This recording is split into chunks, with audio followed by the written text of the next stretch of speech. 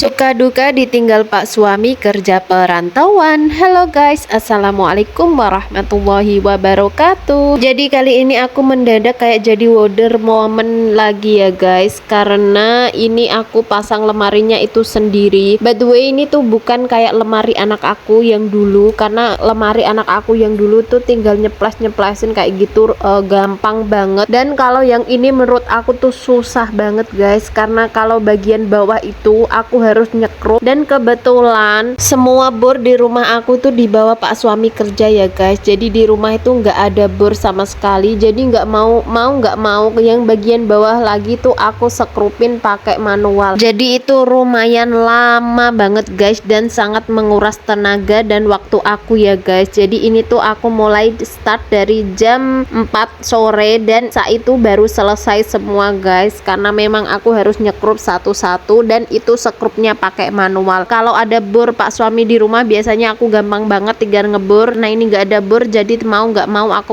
harus sekrup manual guys. Dan alhamdulillahnya ini udah hampir selesai guys, tinggal masangin yang pintu-pintu. Kenapa kok nggak aku record dari awal? Karena kebetulan HP aku itu dibawa sama anak aku ya guys, dan nggak boleh buat dipinjem. Jadi mau nggak mau setelah HP-nya diberikan ini baru aku record, dan kebetulan ini masih dapat videonya sedikit-sedikit ya guys, tapi nggak apa-apa. Dan alhamdulillahnya ini udah selesai, tinggal pasang bak-baknya yang bagian bawah sama gantungannya yang paling atas. By the way, kenapa aku selalu pasang semuanya sendiri? Karena di rumah tuh nggak ada orang ya guys, jadi bapak aku tuh nggak ngerti kalau masalah gini-ginian, dan suami adik aku juga nggak ada di rumah. Jadi aku nggak punya seseorang yang bisa aku andelin kecuali diri aku sendiri ya guys. Jadi mau nggak mau aku tuh semuanya harus serba bisa kalau emang pak suami lagi nggak ada di rumah. Oke, sampai di sini dulu guys video aku. Dadah, assalamualaikum warahmatullahi wabarakatuh.